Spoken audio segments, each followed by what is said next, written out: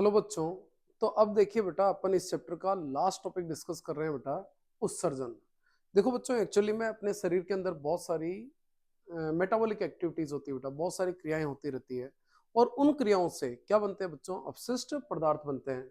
तो उन अपशिष्ट पदार्थों को शरीर से बाहर निकालना जरूरी है। तो शरीर से हानिकारक अपशिष्ट पदार्थों को बाहर निकालना क्या कहलाता है बच्चों? उत्सर्जन कहलाता है। ठीक है ना? यदि मान लीजिए आपके एग्जाम में क्वेश्चन आ गया कि एक कोशिक जीव जैसे अमीबा है बेटा, तो अमीबा उत्सर्जन कैसे करता है? तो ये शरीर की सतह से ध्यान रखना उत्सर्जित पदार्थों को बाहर निकाल देता है। कौन सी क्रिया द्वारा बच्चों? विसरण के द्वारा। यानी इन एक कोशिक जीवों में उत्सर्जन तंत्र नाम की कोई चीज नहीं होती है। ये शरीर की सतह से ही क्या कर लेते हैं बच्चों? उत्सर्जन कर लेते हैं। लेकिन अपन जो जीव है बेटा, वो कौन से जीव है बच्चों? बहुकोशिक जीव। और अपन बहुकोशिक जीवों में ध्यान रखना बेटा, क्या पाए जाते हैं? विशिष्ट अंग। जैसे मनुष्य के अंदर क्या पाई जाती है बेटा? किडनी पाई जाती है, वृक्क पाया जाता है, जिसकी सहायता से वो क्या करता है बेटा? उत्सर्जन करता है। तो नेक्स्ट अपन डिस्कस कर रहे हैं बच्चों, मनुष्य के अंदर उत्सर्जन तंत्र। तो देखिए बच्चों, मनुष्य में ये उत्सर्जन तंत्र है बेटा। ये डायग्राम आपको दिख रहा है बच्चों। ये जो स्ट्रक्चर दिख रही है बच्चों, ये क्या है बेटा? अपना मेन मुख्य उत्सर्जी अंग है, जिसका नाम क्या है बच्चों? वृक्क। ये अपना वृक्क हो गया बच्चों।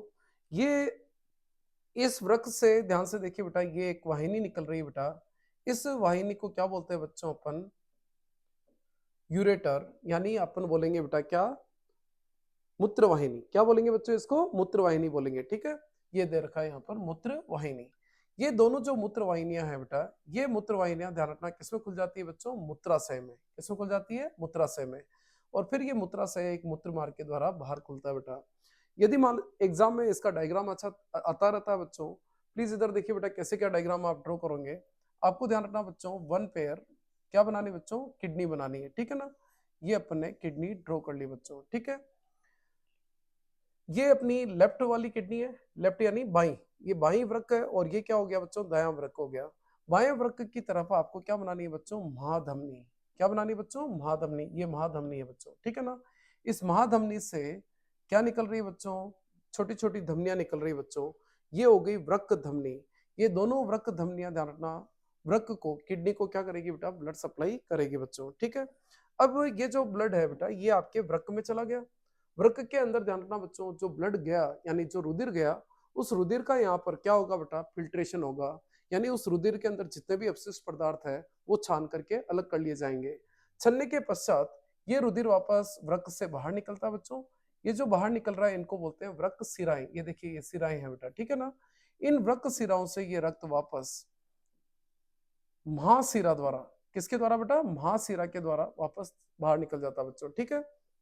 अब देखिए बच्चों, ये जो वृक्क है ना बेटा, इस वृक्क से एक नली निकल रही है बेटा।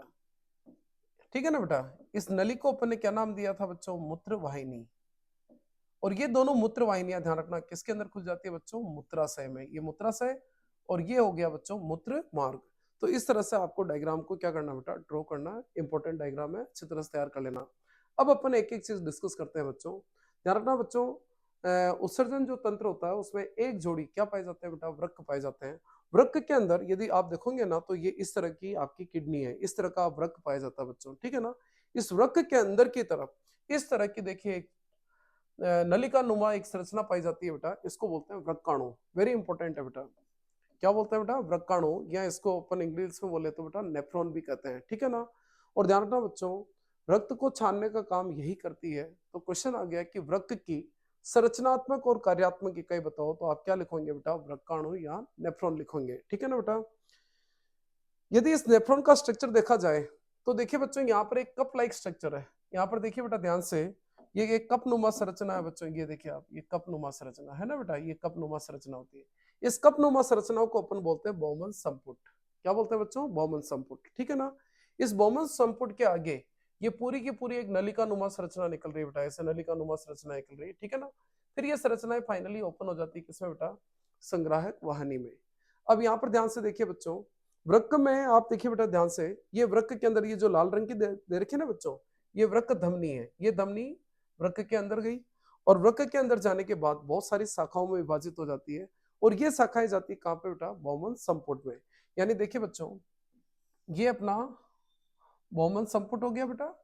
और इसके पीछे ऐसे ये नलीनुमा संरचना होती है बेटा, ये सिंपल सा स्ट्रक्चर ड्रॉ कर रहा हूँ, और फिर आपको एक यू शेप, जैसे ये यू शेप स्ट्रक्चर है ना बेटा, ऐसे ये बनानी है, और फिर वापस नलीनुमा संरचना बना लीजिए, ठीक है। और ये हो गई अपनी संग्राहक वाहिनी, ठीक है ना बेटा, इस तरह का नेफ्रॉन होता है। अब मेरी बात समझिए बच्चों, मैं आपको ये समझाना चाह रहा हूँ कि ये जो वृक्क धमनी है ना, ये वृक्क धमनी की जो शाखा है ये बौमन संपुट में जाती है, और यहाँ पर केशिकाओं का जाल बना देती है। किसका जाल बना देती है? केशिकाओं का, यानी विभाजित हो जाती है और केशिकाओं का जाल बना देती है। यहाँ पर जो केशिकाओं का जाल है इसको क्या बोलते हैं बच्चों? कोशिका गुच्छ नहीं, केशिका गुच्छ बोलते हैं। क्या बोलते हैं बेटा इसको? केशिका गुच्छ बोलते हैं बेटा, ठीक है ना। तो एग्जाम में ये आता रहता है केशिका गुच्छ क्या होता है। वृक्क धमनी बौमन सपोर्ट में जाकर के छोटी छोटी केशिकाओं का क्या बना देती है? जाल बना देती है, इसको बोलते हैं केशिका गुच्छ। और बच्चों ध्यान रखना, यहीं पे ही ब्लड का फिल्ट्रेशन होता है, यानी फिल्ट्रेशन यानी निस्यंदन होता है बेटा, ठीक है ना। तो नेक्स्ट स्टेप देखिए बच्चों, मूत्र का निर्माण होता कैसे है। देखिए बेटा ध्यान रखना, ये क्या बनाया बच्चों? बौमन संपुट, ठीक है ना। ये देखो वृक्क धमनीज गई और अंदर यहाँ पर जाल बना दिया बेटा। इस जाल का नाम क्या बताया अभी मैंने? केशिका जाल। यहीं पे ब्लड का क्या होता है बच्चों? फिल्ट्रेशन। तो सबसे पहले ध्यान रखना बच्चों, ब्लड का क्या होगा बेटा? निस्यंदन यानी फिल्ट्रेशन होगा। केशिका गुच्छ में रक्त, ध्यान रखना बेटा, फिल्टर हो जाता है। फिल्टर होने के बाद जो भी चीजें फिल्टर हुई बेटा वो बौमन संपुट में प्रवेश कर जाती है। अब एक चीज ध्यान रखना बेटा, यहाँ पर कौन सी चीजें आती है बेटा? फिल्टर होकर के कौन सी चीजें आती है, निश्चिंत होकर के कौन सी चीजें आती है? तो ध्यान रखना बेटा, यहाँ पर अपशिष्ट पदार्थ आ जाते हैं बेटा। कौन से? यूरिया और यूरिक अम्ल आ जाते हैं बेटा। लेकिन साथ में कुछ उपयोगी पदार्थ भी आ जाते हैं। तो बेटा एग्जाम में क्वेश्चन आता रहता है कि कौन कौन से उपयोगी पदार्थ इस फिल्टर होकर के आ जाते हैं बच्चों। तो एक तो ध्यान रखना ग्लूकोज, क्या ध्यान रखना बच्चों? ग्लूकोज। और क्या ध्यान रखना? अमीनो अम्ल। और क्या बच्चों? लवण। और क्या बेटा? जल। यानी यहाँ पर फिल्टर होने के बाद अपशिष्ट पदार्थ भी आए और साथ में क्या आ गए? उपयोगी पदार्थ भी आ गए। मुझे बताओ अपने को शरीर से क्या बाहर निकालना? केवल अपशिष्ट पदार्थ। यानी इसका मतलब ये हुआ कि जो उपयोगी पदार्थ आ गए उनका पुनः क्या होना चाहिए? अवशोषण। तो इसकी नेक्स्ट जो स्टेप होती है बच्चों, पुनः अवशोषण। ध्यान से देखिए बच्चों, जो अच्छे अच्छे पदार्थ थे उनका वापस क्या हो रहा है बच्चों? अवशोषण हो रहा है। क्या हो रहा है बच्चों? अवशोषण, ठीक है ना। तो ये जो पीछे नलिका नुमा भाग होता है ना बेटा, वो अच्छे पदार्थों का पुनः अवशोषण करके वापस उन अच्छे पदार्थों को रक्त में भेज देता। कहाँ भेज देता बच्चों? रक्त में। अब फाइनली इसमें क्या रहा बच्चों? फाइनली इसमें अब रहता वेस्ट, और वो वेस्ट मूत्र वाहिनी के द्वारा, वो वेस्ट मूत्र वाहिनी के द्वारा कहाँ जाता? मूत्राशय में। मूत्राशय में वो अपशिष्ट पदार्थ इकट्ठे हो जाते हैं और फिर अपन शरीर से उसको क्या कर देते हैं? बाहर निकाल देते हैं। तो वापस समझिए बच्चों एक बार, मैंने क्या कहा बच्चों? ये जो कप लाइक स्ट्रक्चर है इसको बोलते हैं बौमन संपुट। यहाँ पर वृक्क धमनी आई, केशिकाओं का जाल बनाया, इसको नाम दिया केशिका गुच्छ यानी ग्लोमेरुलस नाम दिया। यहीं पे रक्त का क्या होता है बेटा? निस्यंदन यानी फिल्ट्रेशन होता है। फिल्टर होने के बाद जो भी चीजें फिल्टर हुई वो बौमन संपुट में प्रवेश कर जाती है। मैंने कहा कि इस फिल्ट्रेशन के अंदर अपशिष्ट पदार्थों के साथ साथ क्या आ गए? उपयोगी पदार्थ भी आ गए। उपयोगी पदार्थ कौन से आए बच्चों? ग्लूकोज, अमीनो अम्ल, लवण और ये सारी चीजें आए। तो उपयोगी पदार्थों का पुनः क्या हो गया बच्चों? अवशोषण हो गया, ठीक है ना। एक और चीज जानना बच्चों, जल कितना अवशोषण होगा? जल का सारा अवशोषण नहीं होता है। जल का कितना अवशोषण होगा ये दो पार्ट पर निर्भर करता है। एक तो आपके शरीर में कितना अतिरिक्त जल है। मान लीजिए इमेजिन करो मैंने जल बहुत सारा पी लिया, तो मुझे बताओ पुनः अवशोषण होगा क्या? नहीं होगा बच्चों। हाँ, यदि मेरे शरीर में जल की कमी है तो आपका ये जो नलिका नुमा भाग है ये जल का क्या करेगा? अवशोषण करेगा। तो जल का पुनः अवशोषण वेरी इंपॉर्टेंट है, ध्यान रखना। किसके ऊपर निर्भर करता है? एक तो आपके शरीर में कितना अतिरिक्त जल है बेटा, उसके ऊपर डिपेंड करता है। दूसरा, आपको शरीर से कितना अपशिष्ट पदार्थ बाहर निकालना है उसके ऊपर डिपेंड करेगा बच्चों।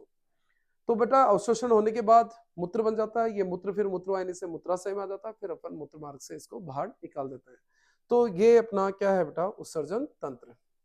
अब लास्ट टॉपिक है बेटा इस चैप्टर का, पौधों में उत्सर्जन। यार पौधे भी उत्सर्जन करते हैं क्या? लेकिन ध्यान रखना बेटा, पौधे उत्सर्जन तो करते हैं लेकिन उसमें कोई उत्सर्जी अंग नहीं है बेटा पर्टिकुलर।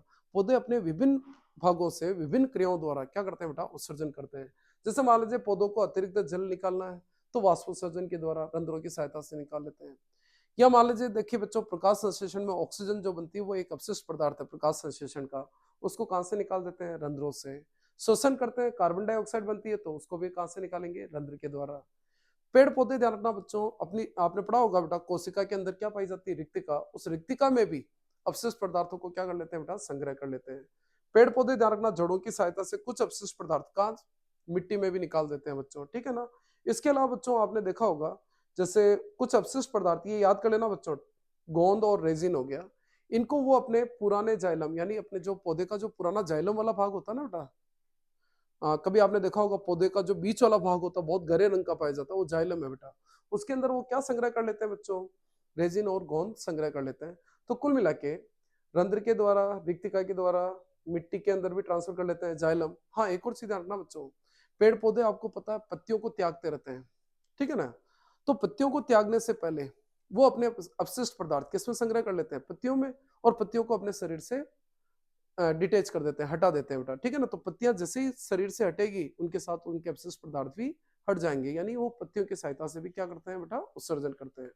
तो बच्चा लोगों, ये अपना चैप्टर कंप्लीट हो गया। यदि आपको मान लीजिए इनके नोट्स डाउनलोड करने हो बेटा, तो आप टेलीग्राम पे ये वाला चैनल ज्वाइन कर सकते हो, वहां पर आपको इसके नोट्स मिल जाएंगे बेटा। Thank you very much.